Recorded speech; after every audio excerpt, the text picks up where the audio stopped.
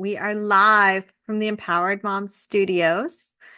And today I'm going to share a fairy tale that you probably haven't heard of. In fact, it's not in any Disney movie. Many kids don't have it in their collection. However, this fairy tale paves the way to show you how success and guides along your way can still cause a lot of trouble. The road to success is not smooth. And when you are deserving of the greatest treasures in the world, sometimes that road is a lot trickier than you thought it would be. You have to transcend your ego. You have to transcend what other people have taught you to do. You have to follow your own heart and your own path. And even when you are advised not to do something, sometimes it is in making the mistakes that is the real reward. So today, I'm going to also be pulling from this book. This is a fairy tale book that my mother had in her collection. And when I was about, I think, 11 or 12 years old, I fell in love with these stories. Now I have this for my children and also for me. And in this book, it's a collection of pretty much all the Grimm's fairy tales, and they are not in their sanitized version. As I mentioned before, when you sanitize a fairy tale or any story, you lose a lot of what makes the essences of it. And when you do that, when you lose the essence of the story, the truth of it, you lose the magic along with it. If something is too sanitized, you don't know the path to success. And sometimes this is on purpose. Sometimes the story is changed to suit somebody else. But if you really want to know the truth, sometimes you just have to go back into your own story, your own journey, and you'll see the magic. And when I read this tale the first time, I thought it was just a really nice fairy tale. And even after I went to college and I learned that fairy tales had certain elements in them that were true across everything, such as the rule of three, but also why midnight? 1 plus 2 equals 3. There's a certain magic in the air, don't you think?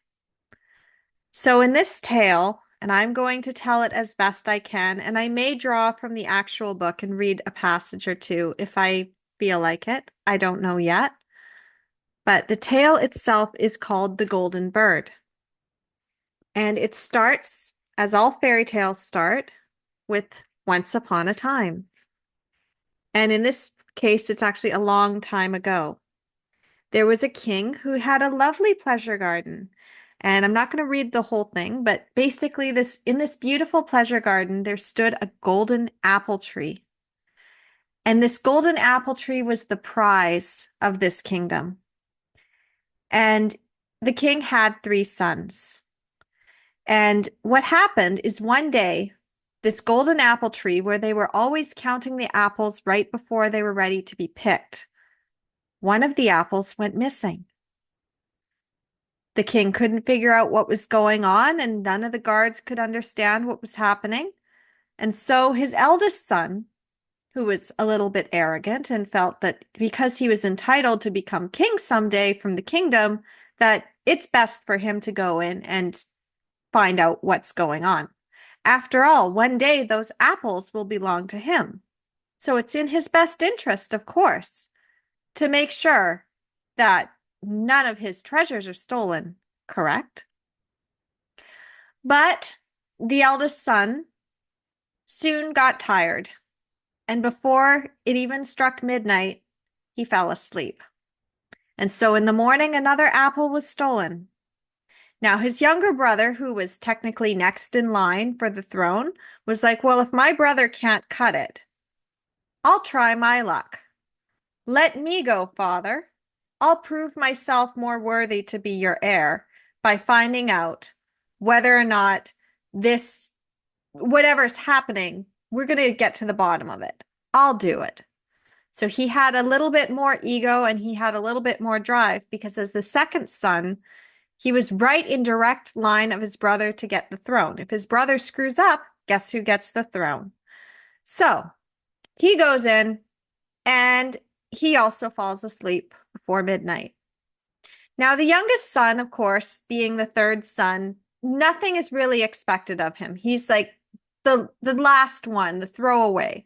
And he's younger and he's naive and he's got a heart as pure as gold, but he doesn't seem to have the drive outwardly that his brothers have. His father does not really take a lot of consideration for his son, but his son is really determined and he's like, Father, these apples are really important to you.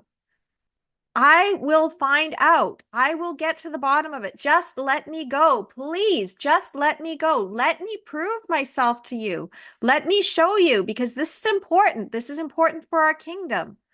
Obviously, these apples hold some value. Otherwise, they wouldn't be freaking out about it, right?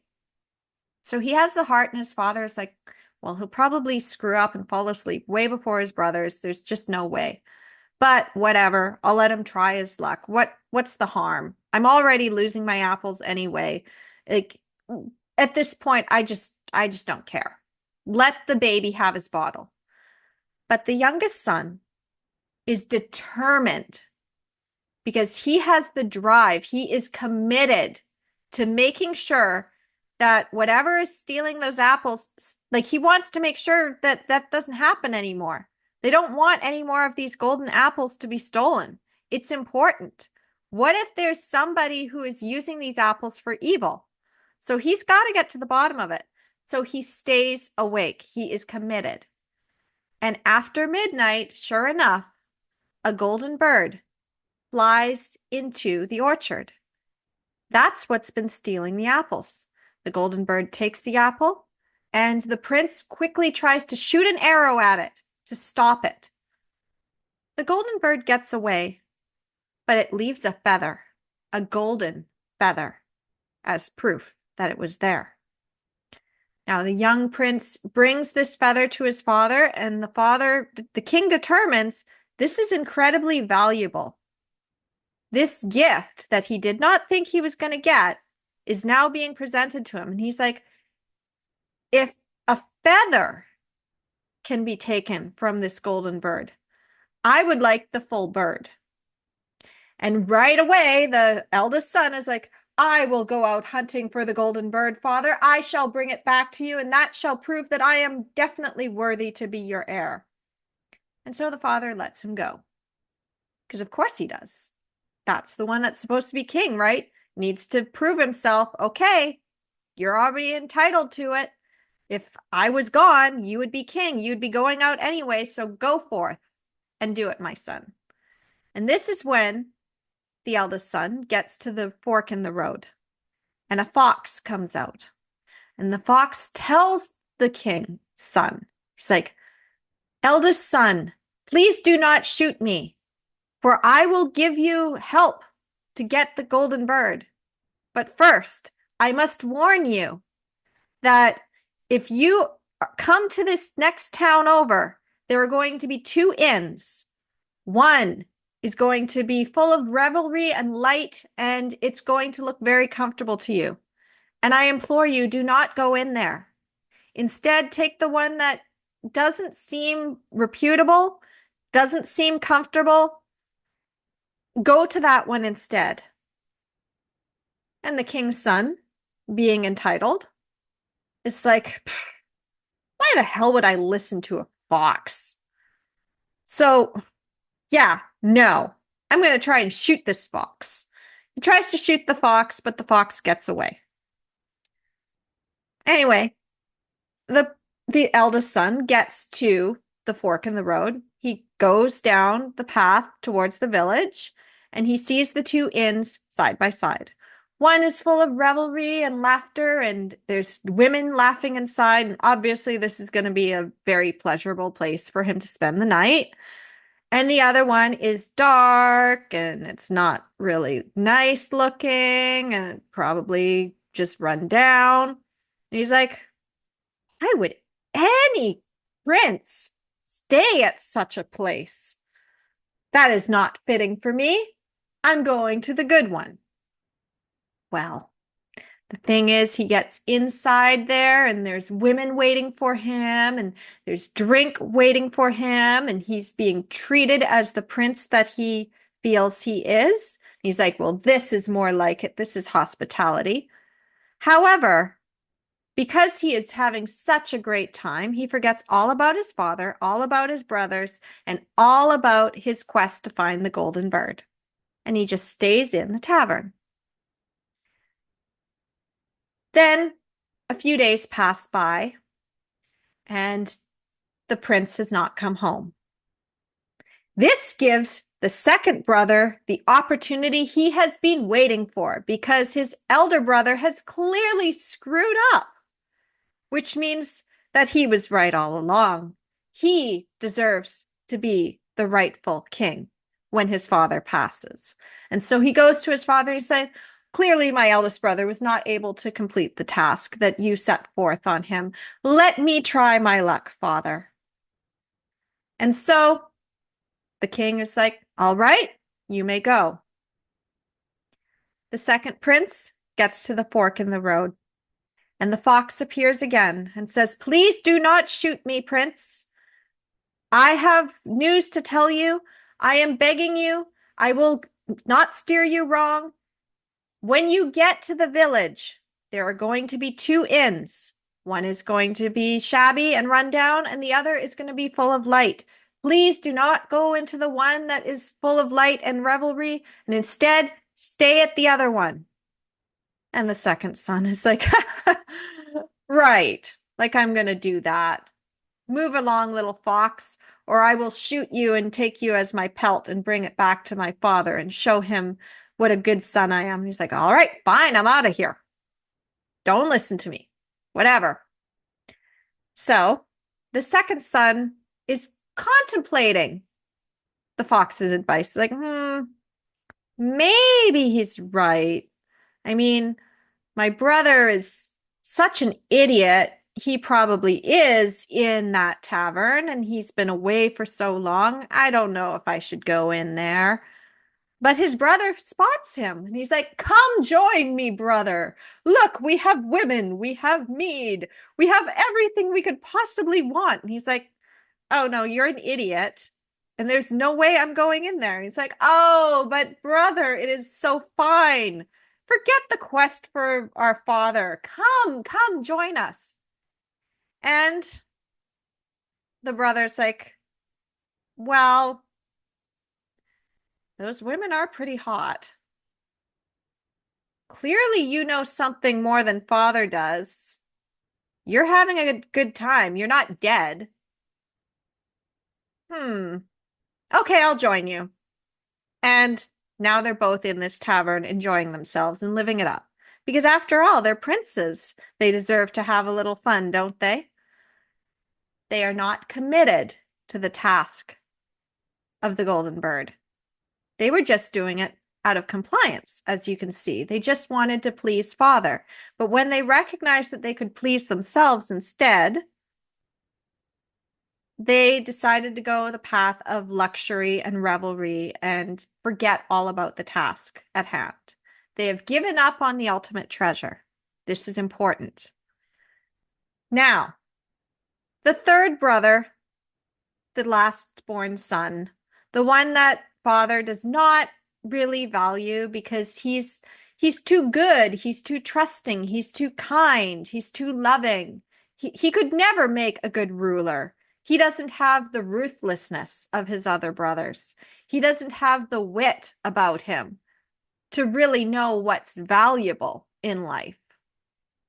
So, therefore, there's no way that I'm going to let an idiot like my last son, my only heir, go out. He's just going to get even more lost than his brothers. His brothers had at least some street smarts. This kid has nothing. However, the youngest prince, is absolutely determined and committed. He's like, Father, this is your last chance to get the golden bird. If you do not send me, you have nothing else. You will never have it. Please let me prove myself. At last, the king relents and he says, all right, fine. You can go and seek out the golden bird. You'll probably screw up anyway, but whatever. I'll send out the guards to find you. Maybe you won't get into too much trouble. Maybe you'll get scared, turn tail, and run. I mean, you're a coward after all. There's no way that you're going to be able to do this. So he sends him out, and the prince travels along the road. And the fox comes out at the fork of the road and says, please do not shoot me, young prince. The prince is like, why would I ever want to shoot you? Don't be afraid, little fox. I'm not going to harm you. And the fox is like, ah, okay. If that is the case, if you truly mean me no harm, then I will tell you something that I did not tell your brothers. First of all, do not go into the tavern with the revelry, for that will surely end you, and you will not ever be able to go on your quest. Instead, go to the other inn and stay the night. I promise nothing harmful will befall you. In the morning you will be well rested, and you will take along the path. You will find the golden bird. And first, I'm not even going to allow you to take this journey on your own. Grab hold of my tail, and I will take you to the village myself. And so the prince grabbed swiftly of the fox's tail and went through the forest and did not have to travel very far before he got to the village. He could hear his brothers inside, and the fox said, notice how your brothers are wasting away their time in this tavern. I implore you, do not join them. You will not seek your fortune there. And the prince said, all right, I will go to the other tavern. And so he went into the inn and the tavern, and he had a good meal, and he was able to get some sleep, and he was well rested in the morning. And the fox joined him on the road and said, now, prince, I will take you to the castle with the golden bird. I'm going to warn you now that when you get to the castle, there will be 2 cages.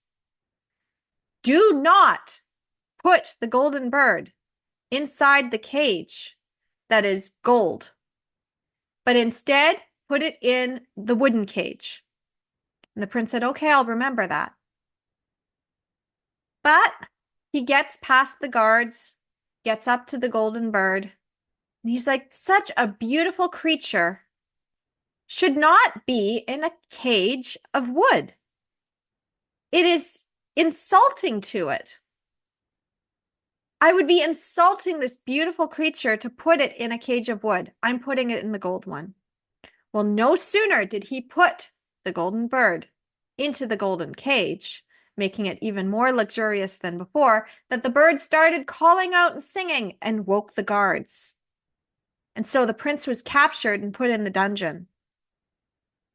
Fortunately, when he was brought before the king of this kingdom with the golden bird said to him, I should put you to death, but instead, I ask that you go retrieve the golden horse for me from the neighboring kingdom.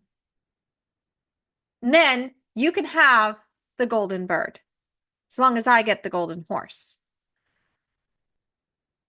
The prince is on his way, and the fox meets him in the road, and he's like, now you see why I told you not to put the golden bird in the golden cage. I should leave you to do this on your own, but I will help you again.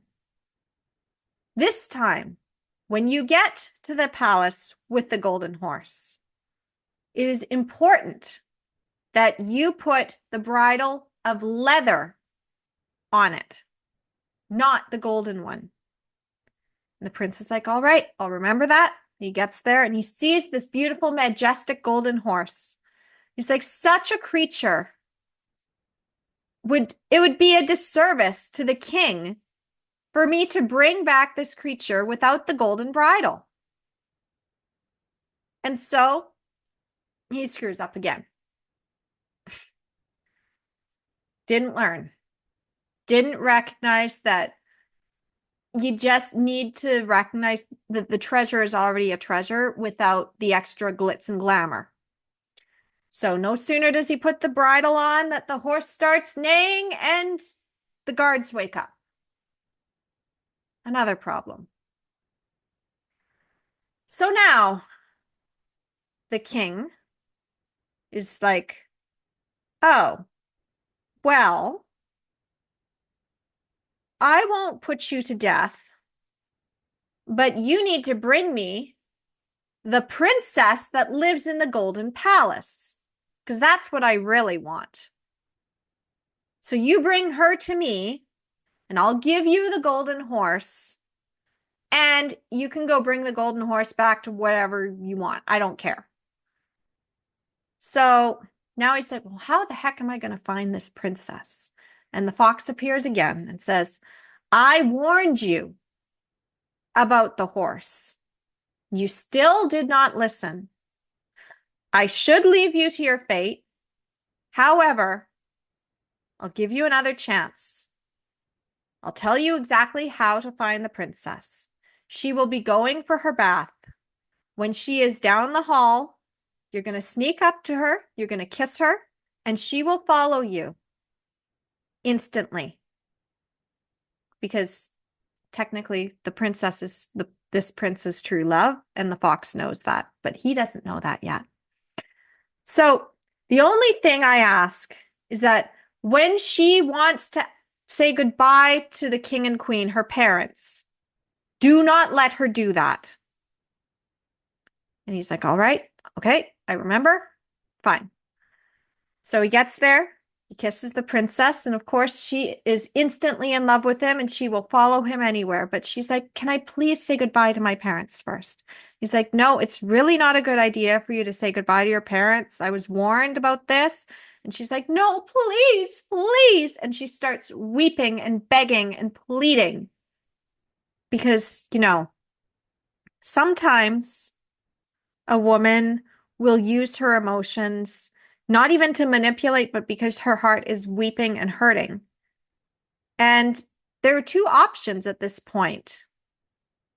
The prince was kind of screwed either way. If he said no and he was completely heartless, would she have fully trusted him?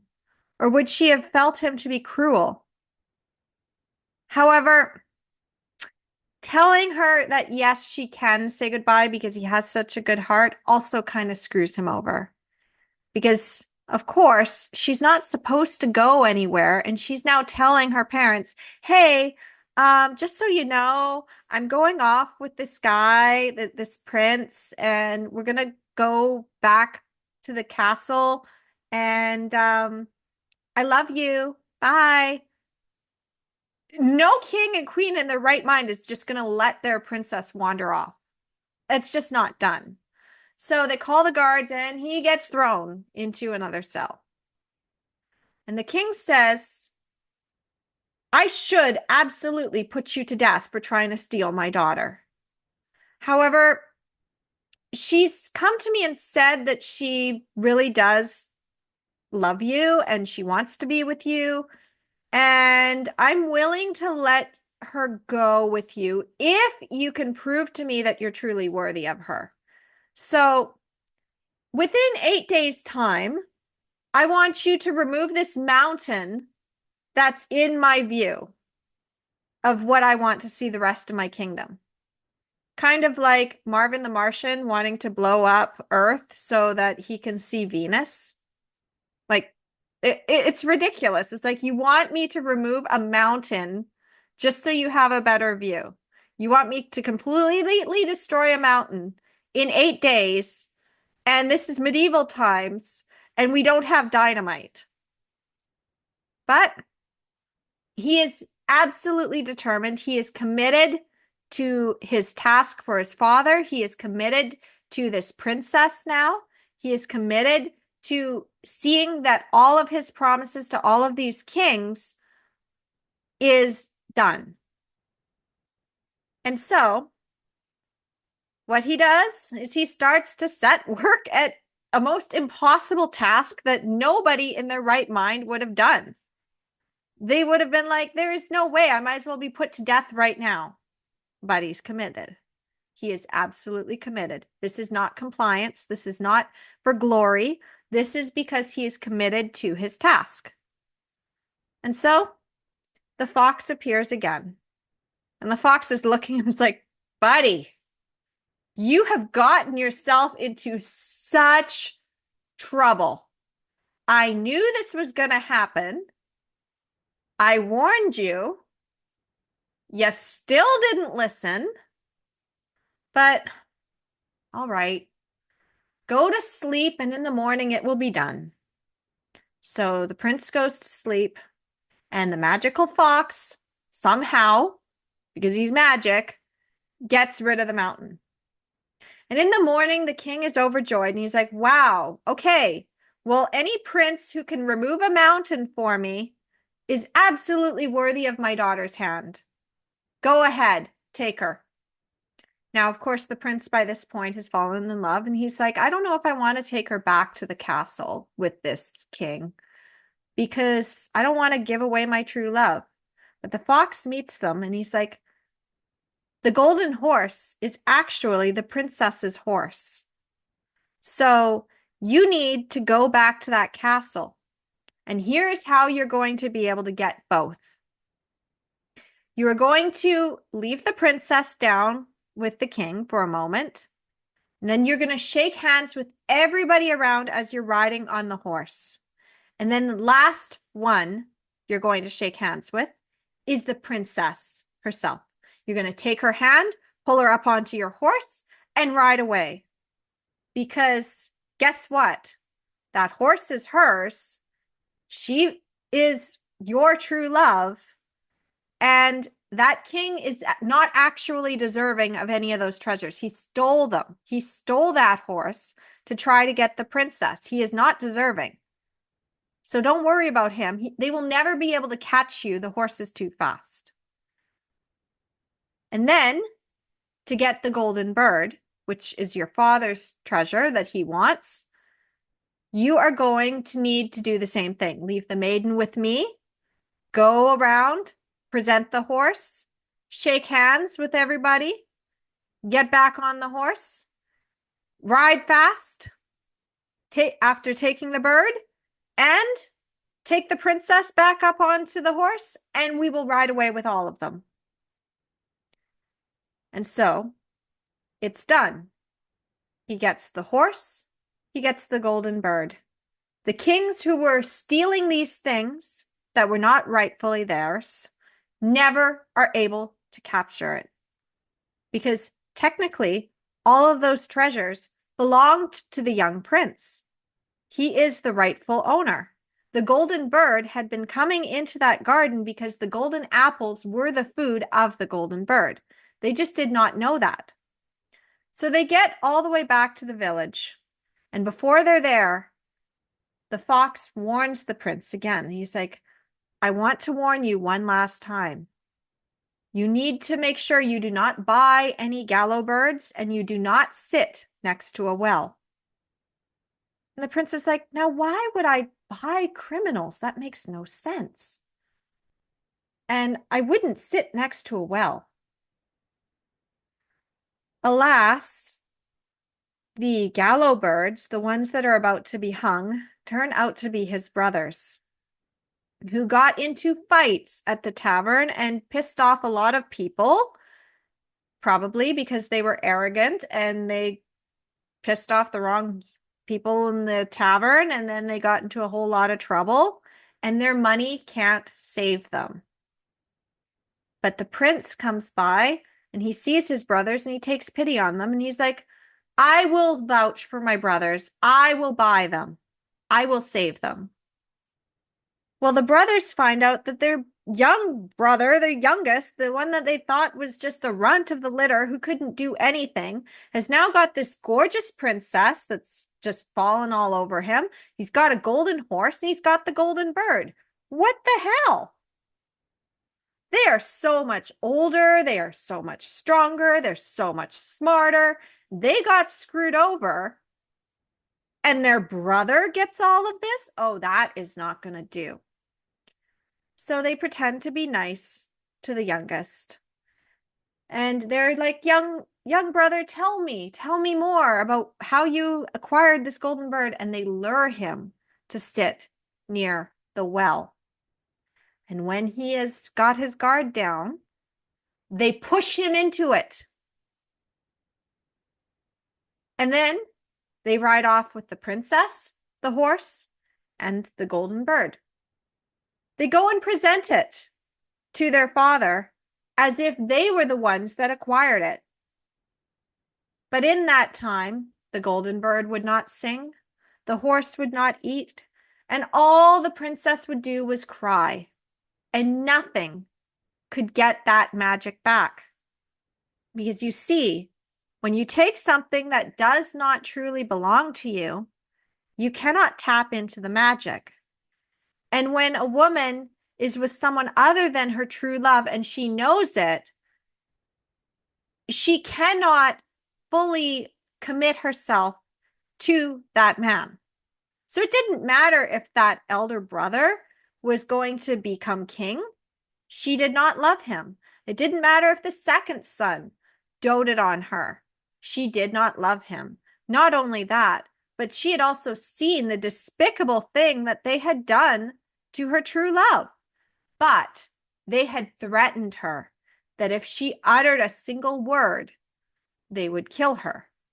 So she could not say to the king, actually, they threw your youngest son in the well. My true love is dead. She couldn't say a word. So all she did was cry. Fortunately, this is a fairy tale. And in the fairy tale, the youngest, the most kind-hearted, always prevails, and the evil are punished. And so the well was not actually full of water. It was just a little bit of water, so the prince was a little wet, but he did not die. Hi, Midnight. Speaking of magic, here's the little black cat. So the prince climbs out of the well, and the fox is waiting for him. And the fox tells him, all right, here's the thing. Your brothers tried to kill you, but they've also set others to watch for you on the road.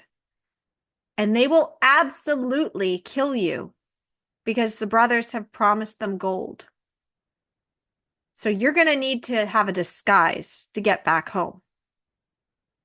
So the prince disguises himself as an old peddler man, and he trades clothes with him, and he gets back into the kingdom. And at that moment, the golden bird starts singing, the horse starts eating again, and the princess is suddenly happy. And she recognizes him instantly, and her arms fall upon him, and she holds him to her. She's like, this is my true love, and I could not say anything before because the others, they threatened me, but he was the one who actually brought you all your treasures. And so, in the end, the brothers are punished, the prince prevails, and it's a happy ending for all that were pure and good. And the lesson, of course, besides the rule of 3, as you noticed, is that you might screw up, and you might screw up 3 times. You might also get rewarded 3 times before you get the ultimate treasure. But if you are trying to do shortcuts, or you are looking just for what you can get from the world, and you are entitled but not deserving, You might have that treasure for a very short time, like the kings did that had stolen the golden bird and the golden horse, and like the brothers who got into a lot of trouble and even were bailed out by someone pure and loving, and they screwed them over. But in the end, those treasures are not yours, and you will have justice done. So be true to yourself, have courage, be kind, be committed, and be deserving. No matter how hard things get, if you are not willing to work for what you want in your life, you will never get it. If you give up at the first sign of trouble, like if the young prince had given up when the golden bird started singing, and he's like, I guess I'm in jail now, and he never went any further, he would not have acquired the golden horse. He wouldn't have made that mistake, which then gave him the wisdom to go forth and get the princess. Made another mistake, but at the same time, his heart was pure, and he was rewarded with everything in the end.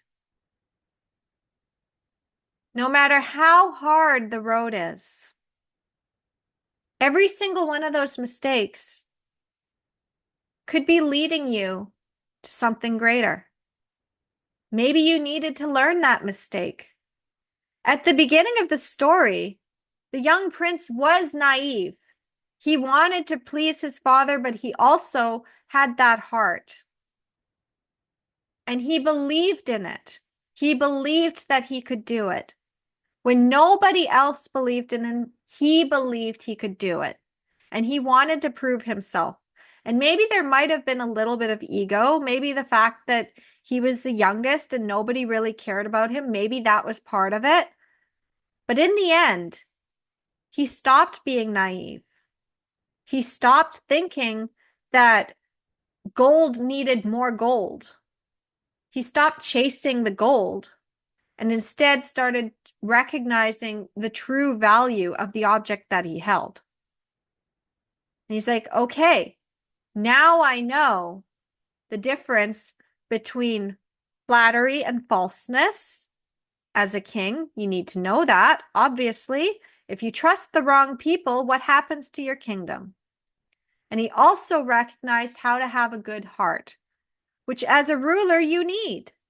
Because if you are cold-hearted and only looking at the glory, well, you're going to be a terrible ruler.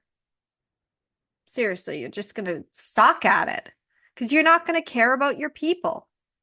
You must care about those around you. So that is why with everything that I do as a queen in her power, I am always looking not only for what I can do for others, the lessons that I can impart, but I'm also protecting my light because you need both. To be an effective ruler, you need to be able to notice when somebody is just flattering you just to get something. And you also need to know when somebody is genuine and true. Even if they don't look like they could accomplish much, you never know. That diamond in the rough might actually be the hero that you were waiting for. Now, in my own life, I was underestimated a lot of the time. People did not think that I would amount to much. I was too good, too young, too naive, too trusting. I had no street smarts. And yet, because of my giving, loving nature, yeah, I did get taken advantage of, but I also found those people who truly valued me. And they have lifted me up. They have given me more. Until I was able to step into my power as a true queen, which I now embody in all of my teaching and all of my courses and my coaching, everything, my parenting. I am not only a loving, loyal, giving person, I also know how to tell the difference between someone who truly loves me and someone who is false. I know the difference between giving out of the goodness of my heart and benevolence because it is right, and giving too much, which then depletes myself. And I'm teaching my children the same, which is what we really want to do. If we want to guide our children, they cannot be too good. And they all come into this world as so good, so pure. We also cannot harden their hearts. If we harden their hearts, yeah, they'll be able to protect themselves from others, but they're not going to be able to see the value to get their true success. It is quite possible that the king had hardened the hearts of his two elder sons because he saw them as the ones that were going to rule. And by his third son, he was like, this one's way too soft and it doesn't matter anyway, so whatever. Or he just was like, no matter what lessons I tell him, he's just too good, too pure. He's too naive. Like he just will not harden his heart, no matter what I have thrown at him. And his brothers can't even knock sense into him. So he's just doomed. And in the end, the meek inherited the earth in a way, don't you think? Those who are kind and loving in fairy tales, in anything, eventually the good do prevail. Eventually, wicked people who are only out for themselves, they do get exposed. And we're in a powerful shift right now. And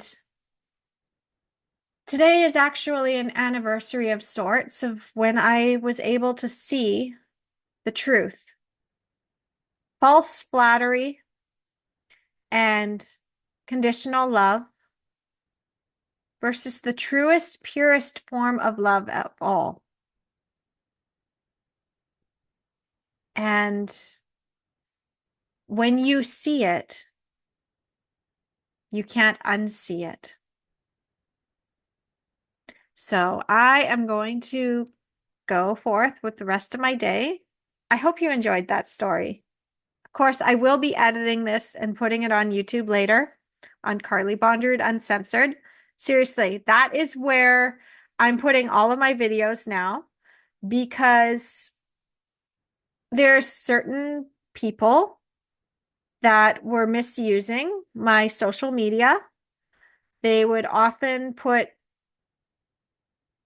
I wouldn't say hateful, but I would say they weren't very nice comments, trying to call me out or otherwise try to diminish my contribution by saying things that were not necessary to say because it wasn't their story to tell, and spying on me for gossip, which also is not the purpose of my social media.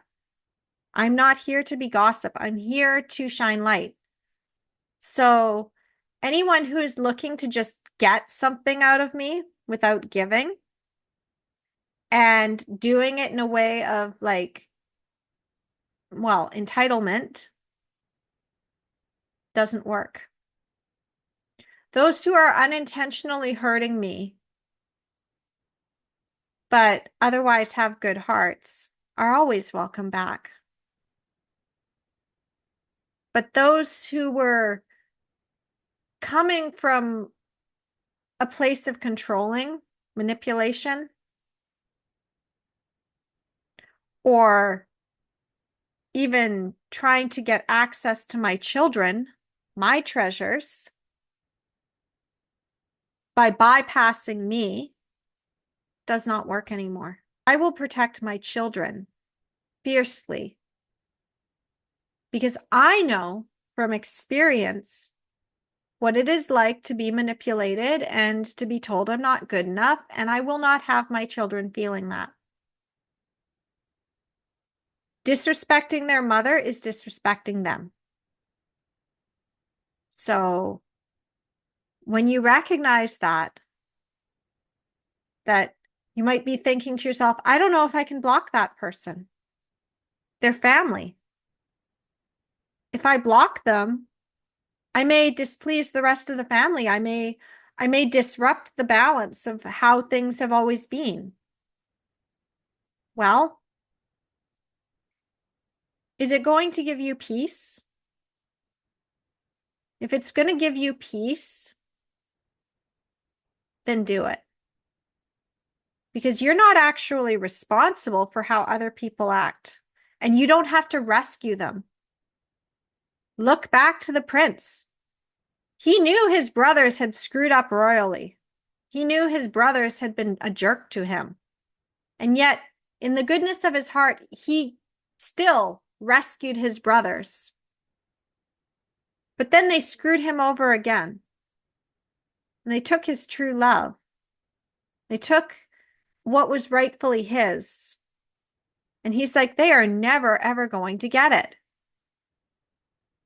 I can't keep rescuing them from their own fate. And so when he came back, he did not rescue his brothers. He let his father do what his father needed to do, which was to disinherit them. And be like, no, you don't get the kingdom now. You have now proven you would be terrible kings. There's no way in hell I'm giving either of you that kingdom. Your brother gets it now. And he didn't say, oh, no, Dad, they deserve it more than me. No, because he recognized the truth. That actually he was meant to have it all along. And just because somebody's older or has more experience, or you just think that they're just not as smart or as special, doesn't matter. What is meant for you will find you, as long as you are committed to it, as long as you never give up, as long as you believe in yourself. And when you are committed, you are deserving. When you're compliant, you might become entitled to something that you think is yours, but it is not. All right. So that's the message. Ask yourself today, how committed are you to your own success? Are you willing to go through all the trials and tribulations and make mistakes? Are you going to learn from your mistakes? Are you going to keep going? Are you coming after the princess? Or are you still at a point in your journey where you have a little bit more that you need to learn before you can get the princess? Either way, that lesson's important too. Sometimes we need to do the lessons before we get the princess. But in the end, it'll happen.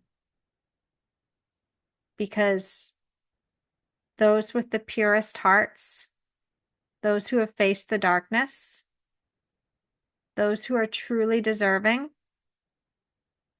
they will be rewarded 10 times what they ever expected possible when they set off on their quest.